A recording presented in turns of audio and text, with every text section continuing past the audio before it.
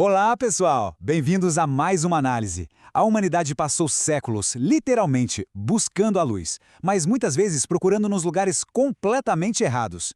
Hoje, a gente vai mergulhar fundo nos conceitos de iluminação espiritual trazidos na obra O Consolador. A ideia aqui não é só ficar filosofando no vazio, não. Nós vamos transformar conceitos super densos em sabedoria prática e clara, para que a gente possa refletir sobre a nossa própria jornada interior e, claro, sobre o que fazemos no nosso dia a dia. Para começar, vamos colocar uma pergunta bem provocativa na mesa, inspirada diretamente na nossa fonte. Se alguém simplesmente mantém uma crença muito forte na mente, será que esse estado passivo já é o suficiente para o crescimento real? É tipo ter uma receita maravilhosa de bolo nas mãos, ler todos os ingredientes direitinho, mas nunca botar o pé na cozinha, sabe? Será que basta aceitar uma teoria para que a luz interior acenda de verdade? O texto de hoje lança um desafio e tanto para essa visão confortável. Bom, para a gente entender isso direito, nosso roteiro de hoje vai cobrir 6 pontos bem diretos. 1. A verdadeira necessidade espiritual. 2. Crença versus iluminação.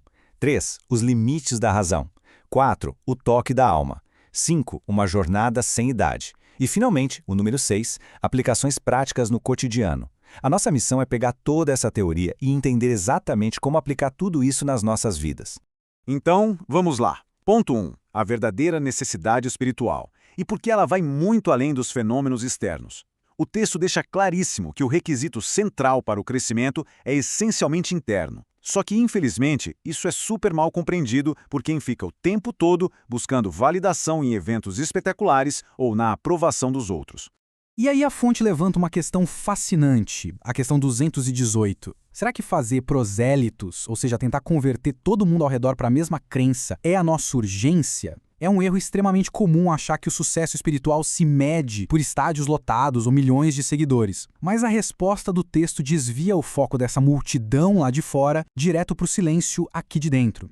Olha só que interessante. Eventos externos ou fenômenos inexplicáveis até podem funcionar como aquele despertador barulhento de manhã, né? Eles chamam a nossa atenção. Mas levantar da cama de fato e encarar o dia, isso exige ação real.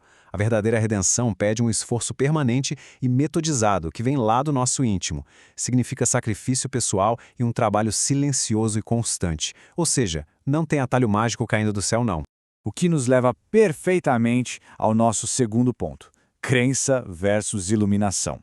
Essa é uma distinção absolutamente crucial. O texto traça uma linha bem nítida entre o simples ato de acreditar em algo e a atitude heróica de se tornar de fato iluminado.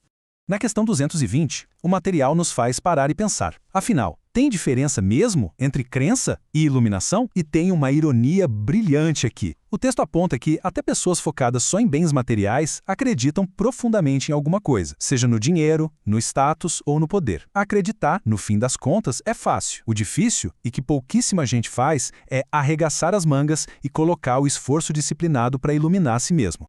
A grande sacada é que a crença pura é totalmente passiva. Ela fica ali, sentada, só admitindo os fatos, totalmente dependente do que acontece no mundo lá fora. Já a iluminação, essa é uma força ativa e pulsante. Quem se ilumina, vibra, sente e usa essa luz íntima como um escudo para superar corajosamente as provações da vida. É literalmente a diferença entre ler um manual de como sobreviver a uma tempestade e, de fato, saber navegar o barco no meio dela. Daí a gente entra na parte 3. Os limites da razão e o porquê de a lógica não dar conta do recado sozinha. Vamos mergulhar num embate histórico entre a razão inflexível e o sentimento genuíno. Por que será que apenas ser inteligente e analítico não resolve a nossa equação espiritual? Será que a razão sozinha pode garantir a nossa evolução? Na questão 221, a fonte aponta para falhas históricas dolorosas para responder isso. O texto cita o ultrarracionalismo europeu como exemplo. Foram momentos em que mentes brilhantes, extremamente lógicas, mas totalmente desconectadas da empatia, conduziram a humanidade a desastres terríveis. Intelecto altíssimo sem um coração educado é uma arma perigosíssima. Isso ilustra um ponto central fortíssimo. O intelecto, quando é viciado pelo tempo e não tem base emocional, gera desequilíbrio, agressão e frieza nas relações. A verdadeira revolução exige reeducar completamente o coração, que é o grande berço da luz. A lógica e a razão são ferramentas essenciais, sem dúvida, mas elas precisam do sentimento purificado segurando o volante. Senão a gente sai da pista fácil. Isso nos guia direto para a parte 4, o toque da alma. Um conceito que tenta definir aquilo que muita gente acha inefável. Vamos entender o que realmente acontece nesse nosso santuário íntimo. A questão 222 pergunta diretamente o que significa esse toque da alma. E o texto quebra aquela frieza do mundo lógico para definir isso de um jeito poético, mas hiperprático. Não é nada místico, inatingível ou restrito a seres de outro planeta, mas sim uma conquista tangível e real no nosso próprio aprendizado humano. Segundo a fonte, essa luz no íntimo acende exclusivamente por causa de uma química perfeita, a união da sinceridade genuína com a boa vontade.